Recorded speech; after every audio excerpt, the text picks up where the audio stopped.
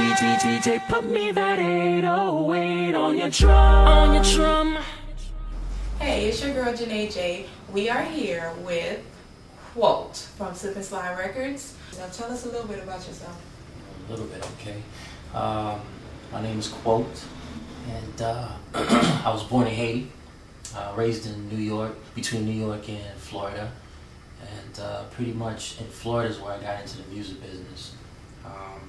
Got the opportunity to work with my independent home team label, which is Final Cut Music Group, and then from there got with Slip and Slide Records, Okay. and then from there Jive Records, and here we are. So the rest is history. So do you consider yourself to be an R&B singer or a pop singer? Well, they're promoting me as a pop artist. Okay. However, I like to say that I'm,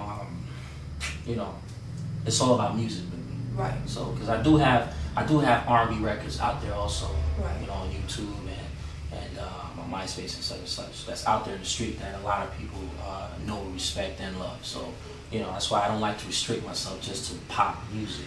I like to just spread it out. You know what I'm saying? Okay, so how did you get into music? I think it started when I was about 12. I needed a release because it took some time, to deal with my mother's death and just the whole situation that was going on in my life at the time. And I needed some sort of an outlet. Right. And I figured that somehow, some way, I just got into the writing, and I noticed that the writing was like a way for me to put everything out on paper and just release all my frustration and stress. And I fell in love with it, even though my mother passed away at a young age, around 5, 6. I can't really remember right now, but it was pretty tough around that time too, because my grandmother held 2 jobs and I was pretty much on my own. And living in New York at the time was pretty rough for us. So it was a lot of that build up and still not being able to deal with my mother's death. So around 12, 13, I got into that music, into the music business, and not music business, but just got into music. And I love music. Music just took me away. So Right. with that and the love of writing, it just became one big force of movement. Okay, so you actually write. So Yeah. on your album, how many songs would you say you wrote on your album? Well, the album is not done yet. I like to tell people that the album is done when they ask me for the album. Okay. You know what I'm saying? Right. So as a writer, you're just gonna continue writing because that's what you love to do. So you're gonna write forever. You're gonna be if you're an artist that's trying to do your thing and you love what you do, you're in the studio every day basically. So I'm writing constantly. Okay. So I think I probably have like a roster of probably honestly 300 to 400 songs. I know, because I heard a lot of your songs. I'm like, damn, does he record every day? Yeah. So you're like Tupac, basically, recording. Yeah. Okay. Yeah. So how many songs would you say you record in a day? It depends. Some days I might record 2, and some days I might record, 4. Maybe Right. it'll be a full song, 2 full songs, and 2 hooks. You know what I mean? I like to put a lot of thought into it, the song, and then review it and kind of like make sure that everything is well put together before I say to myself, okay, I'm done. This is our song. Let me keep moving. I'm happy to see like a young Haitian brother use something positive. I know your mom passed away, and Right. a lot of people would say, okay, she passed away. They do the negative things. Right. You turned into something positive, and was- that's a good thing because right. it's kids are looking. Instead of saying, okay, damn, this is a time in my life that's really hard. You turned it positive. Right. So you used it as an inspiration for you. So I commend you on that. Thank you. So getting back to the album, Mhm. I know you have a song out with Plies. Yes. It's called 808. Correct. How did you guys hook up? Wow. 808 was a song that I actually was presented to me. The track was presented to me by J.R. Rodham. Right. Or Rodham. Forgive me, J.R. I always get the last name wrong. Rodham. Big producer. After I heard the track and we got together and pretty much worked the whole record out, we listened to it, and it's just, I felt like Plies was pretty much the person that would fit that record. Right. So, we got the record out to him to hear it. I found out the next day that Plies loved the record, and I was excited to hear that because I was like, all right, cool, Plies loved the record. Flies on the Jump on the record. So, you know, that's pretty much how we got that record wrapped up. So I'm really excited about the record, and I'm happy that Flies got on it. You know, Flies did his thing on that record. He's He getting a really lot of solidified playtime, that record. too. Oh yeah. The record, the spins are building up now. Oh, that's So I'm good. happy about that too. And you did a show, open up a show Yeah, for we him. just How did recently that go? did. Oh, that was crazy, man. Flies brings a big crowd, man. Right. So it was an honor to open up for him and entertain his crowd as well. And so hopefully his crowd, I was able to gain some of those fans as well. Right. It looked like I did, you know, because the fan were really singing word by word the song. So that feels good to see the fans singing your music, or you can just sit back and be like, wow, Yeah, I know. you came a long way. But I mean, you didn't just start with 808. You have a lot of other songs, like you have "Don't Wanna Fight" with Trina. Right. That's actually the song that got me the record deal with Jive Records. Oh wow. Yeah, and Trina got on the record. I was actually working on Trina's project for a while. I was introduced to Trina's project by my manager, who's also producing and engineering the project at the time, Steve Otis, for Final Cut Music Group. And he, you know, just like any other manager who has an artist, they're gonna try to do whatever they can to try to get their artists in and get some exposure. Well, luckily it was a good opportunity at the time, because, you know, I got to work on Trina's project. I was able to present 5 records to her. She picked 2, which are on her album, Still the Baddest Chick Part 2, Phone Sex and Don't Go. And I asked Trina afterwards if she would bless me by jumping on my record, and she was more than happy to do it, and the record took off. Phone Sex, I mean, it's a big hit on the streets. Yeah. I mean, but that's a whole different crowd. Yeah. So how are you liking that exposure? How is that a positive for you? For the crowd. The crowd, You know what's interesting? A lot of people ask me, what makes you different as an artist, a pop artist, you know? And what I tend to tell them is that I can rock a hood crowd and then cross over. Right. And get the same response. But that's what makes you an artist, though.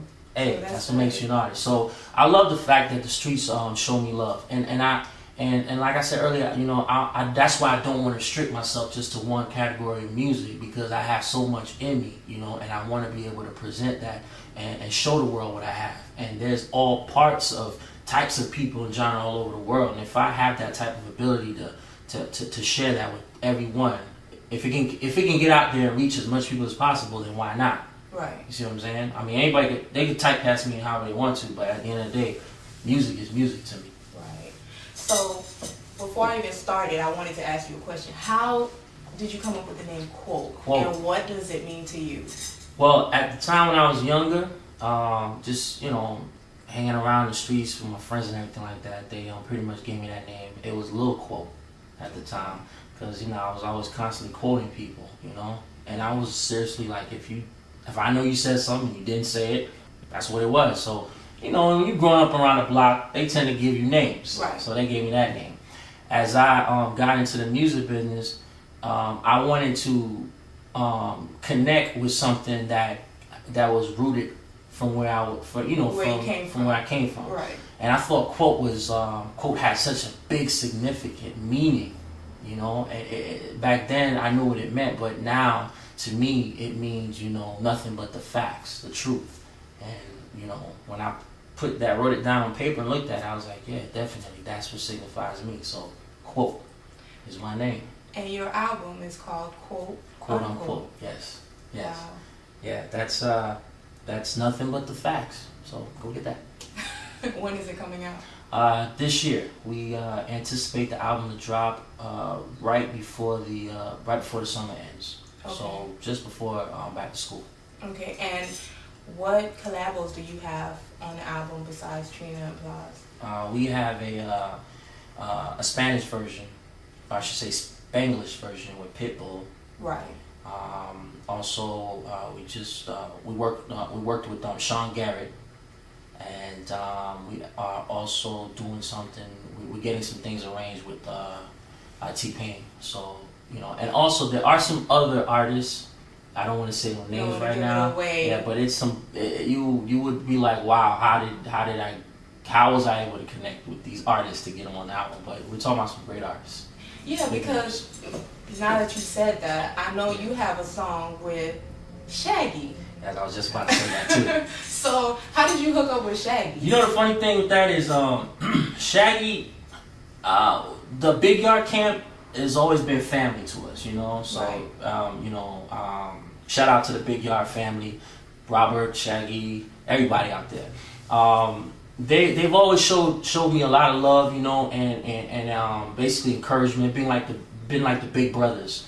So they've always been there. And Shaggy got wind of the record, and he loved it, and so he just said he would just jump on the record. So I was really excited. I mean, we're talking about an artist who's so diamond and just well loved all over the world, and here comes little old me coming in, and he's like, "Yo, I love the record." So that goes to show you too, man. When you have a hit record or a big record, it doesn't matter. So where do you see yourself 5 years from now?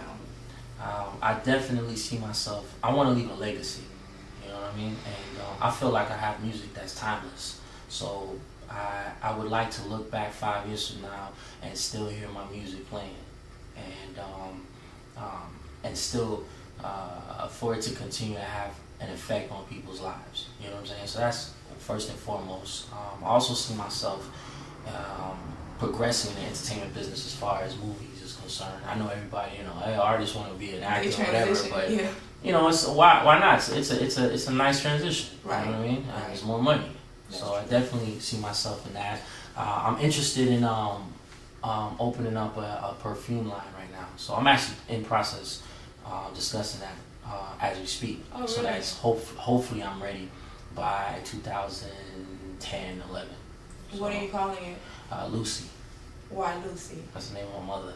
Oh, okay. Yeah, real nice bottle and everything. I got it all set up and all. So it was patent, so I'm trying to take my name. That's good. Someone asked me to ask you a question. Okay. Are you single? Am I single? Wow. And what are you looking for in a lady? I am single. I do. It is kind of hard to carry a relationship right now with everything that's going on. But, you know, the first thing I do like is, besides the attraction, is a sense of humor. I love when a woman can just not just laugh at my jokes, but make me laugh. So a sense of humor is so important. Also, a well-mannered lady at that too. You know, a lady. You know, Right. someone who you could tell they learned some tricks from their moms. You know what I'm saying? Got it together. So that's definitely what I'm looking for. You know, somebody who understands the industry. It's a lot of women come in thinking they do, but then at the end of the day, it's like they can't deal with it. So definitely someone who can understand and support me through this whole business thing too, you know, this whole music business, Right. because it's crazy. I mean, let me end it on this. The first time I heard a song from you was, I think it was called Mrs. Jones. Mr. I was Jones, like, oh wow. man, this man is going to blow up. It was nice. So tell everybody else, since I've already heard all your songs, tell them why should they purchase your album? I believe that first and foremost, you know, I'm coming to the table now, delivering my perspective of life, you know, so it's coming from Qwote, you know what I'm saying, and my records evoke a lot of thought and passion. You listen to my music, it's definitely going to put you in a state of mind, and you will find yourself thinking about either a situation that you're in now, or a situation you were in the past, or a situation that someone you know is in. So it definitely has that goosebump feeling. You know? Right. So, you know, I have the up-tempo records, because I'm all about clubbing also, so I love to make people dance in the club. So, you know, it's got that, it's got the ballads, and just at the end of the album, it has all the records come together at the end, and there's a twist to the whole story. So, but you gotta buy the album to find out. There's a big twist to the whole story, which leads you into the second album. So we'd like to thank Qwote for your interview today. Thank you Very so much. much. I mean, you guys catch the album, go get it. He's very talented. I mean, he knows how to sing. That's all I can say. In order for you to find out, you gotta check out the album. And you can actually go on YouTube, right? Yes, you can check out. You can go on YouTube, type in Qwote, Qwote. You also can plug me in on MySpace. That's myspace.com/Qwote. Also QwoteOnline.com, and just Google me. I'm pretty much everywhere. And you can check Qwote out on the Urban Nation, on Urban the Nation. Urban Page. There you go. So let them know. Check that out first before you go to the other sites. You want to bring us out with a little song? Let them know. Baby, I've been calling your body for you to answer, so you can be my special private dancer. Excuse me if I'm forward, but I just need to touch you tonight. So baby, don't say no. Alright, you're locked on the Urban Page. Keep it locked. We only bring you the hottest, the latest in entertainment news, shows, and events. See you next time. Take us back to the days when we was falling in love. DJ, put me that